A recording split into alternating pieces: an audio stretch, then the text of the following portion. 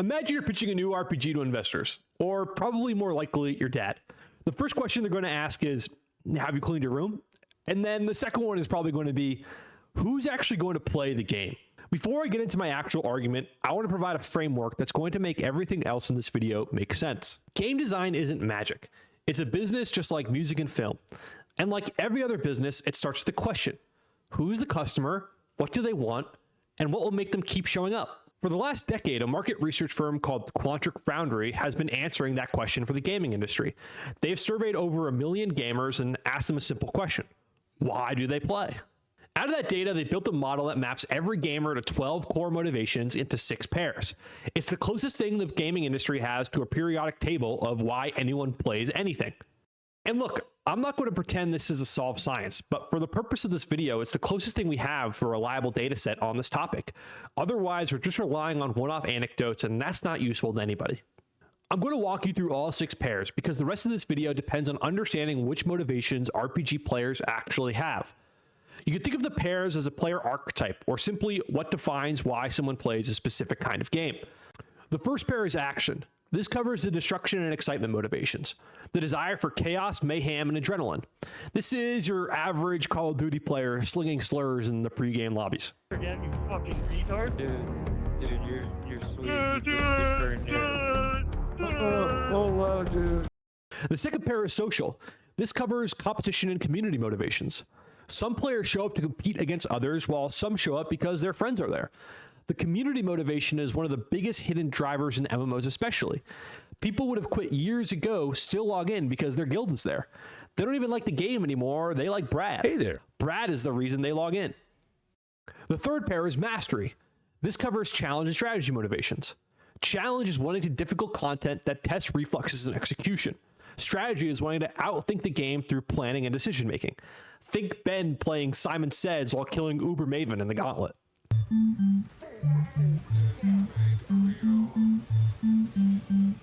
The fourth pair is achievement. This covers completion and power motivations. Completion is the drive to finish things, collect everything, and see all the content, whereas power is the drive to build the strongest possible character. This pair defines the people still farming It That Fled cards 2 months into the Mirage League.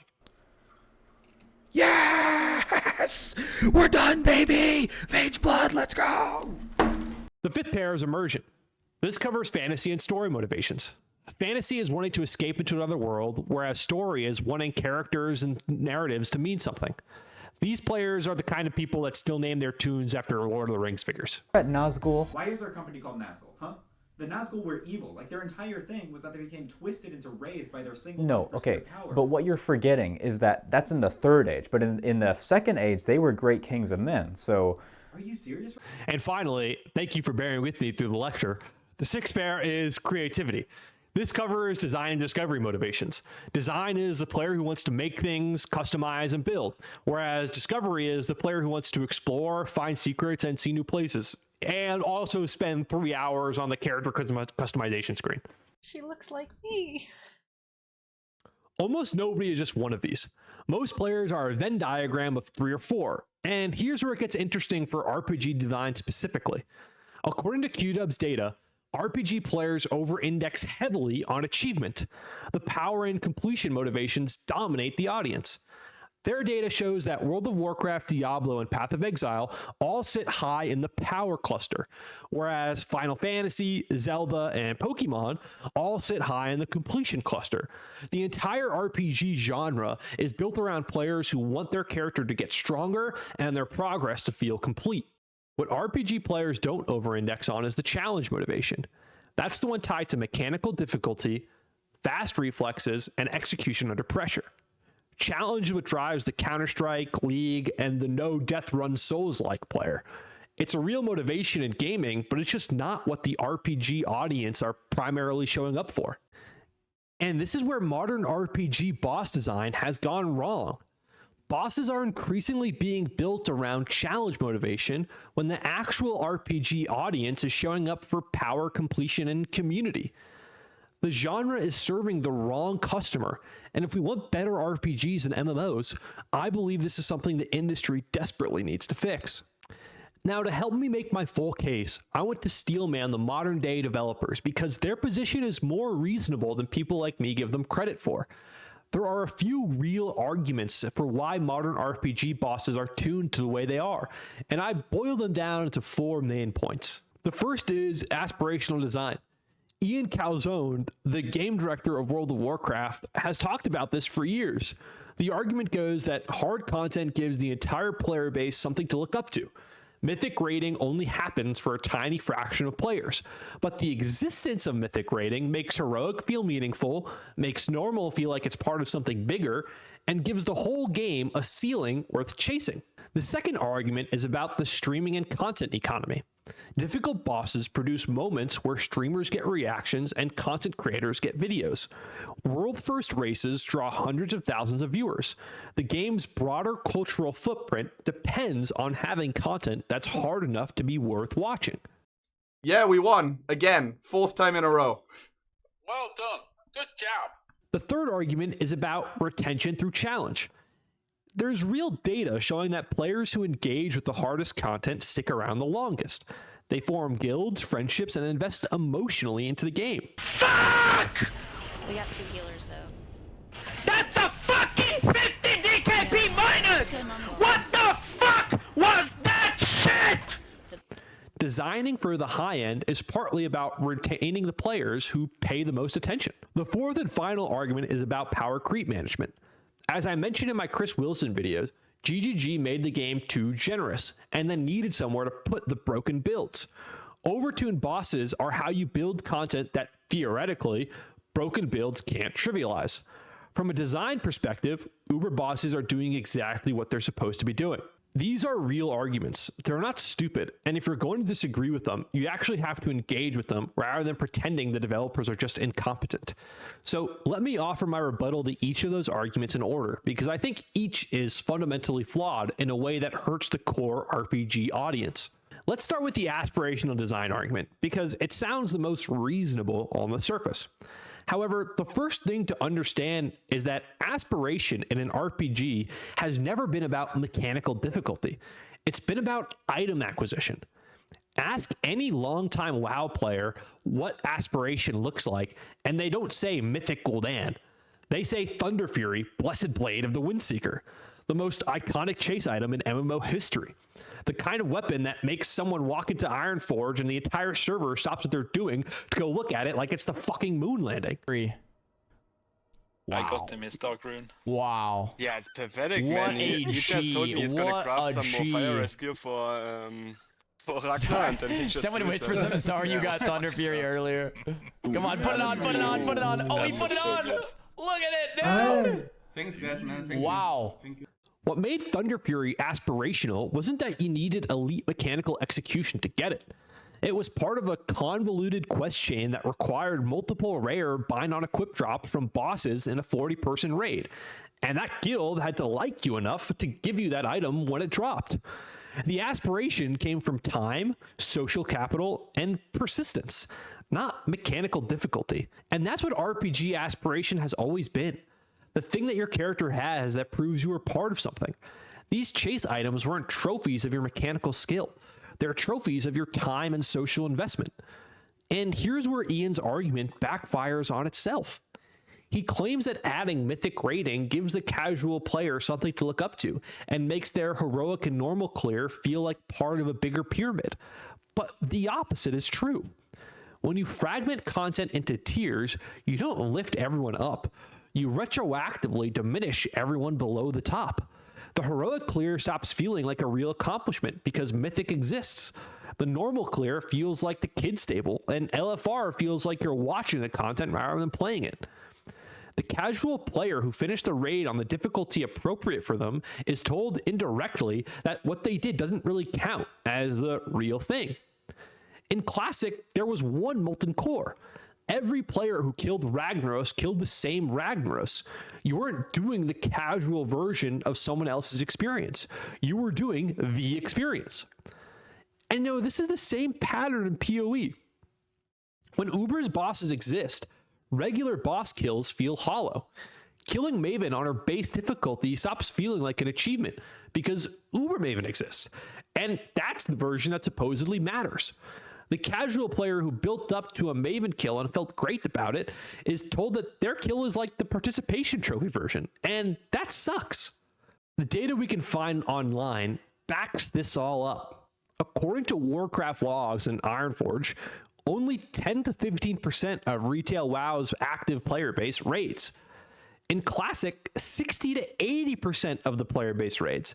The version of WoW that built its aspirational pyramid around Mythic raiding retains 5 times fewer raiders than the version that built aspiration around items, gear progression, and being in the right guild at the right time. If mechanical aspiration worked the way Ian described it, retail should be retaining its raiders better than Classic. But the opposite is happening. The pyramid isn't lifting the casual player up. It's telling them that they don't belong in the part of the game that gets the developer's attention. And those players are leaving because of it. Mythic raiding doesn't give the casual player something to aspire to. It just tells them that their playthrough was a demo. Now comes the streaming economy argument. This is the one Ian pushes the hardest because it's the easiest to defend on the surface. World first races draw massive numbers. The race to world first in Midrissol, for example, pulled 25 million hours to watch and 470,000 peak viewers. That's real cultural impact, and it's hard to argue with. But the world first race happens for what, 2 weeks out of a year? It's the Super Bowl of the WoW calendar, a one-off event marketed for a spectacle. Of course it's going to pull viewers when it's running. But what about the rest of the weeks on the calendar year? The other 50 weeks of WoW viewership is primarily being driven by content that has nothing to do with mechanical raid difficulty. Sodapoppin is currently the most watched WoW streamer in the world, and he's not progressing through mythic raids. He's running OnlyFangs, a permadeath roleplay guild in classic hardcore using 20-year-old content.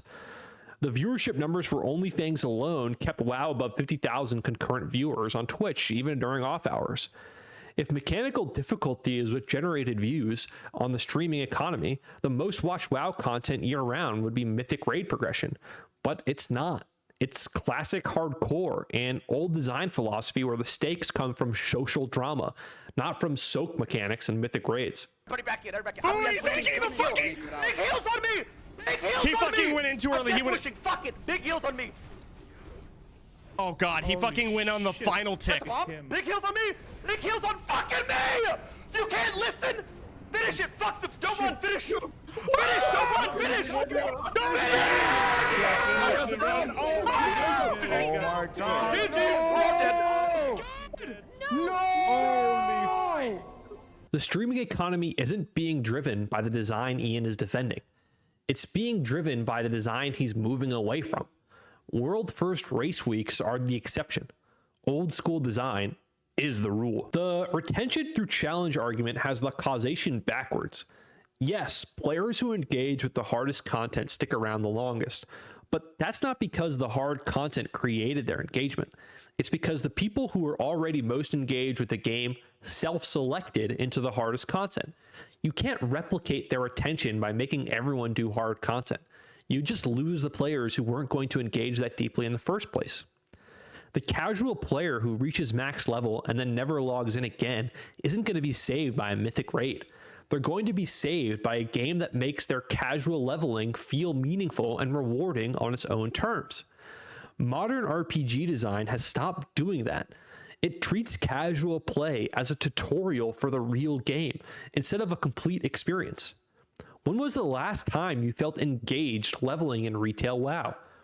The idea of having the casual experience feel rewarding through time investment has been completely abandoned in favor of the game starts at endgame mindset, and that's a real shame. The RPG contract is simple. You invest time and the game rewards that investment.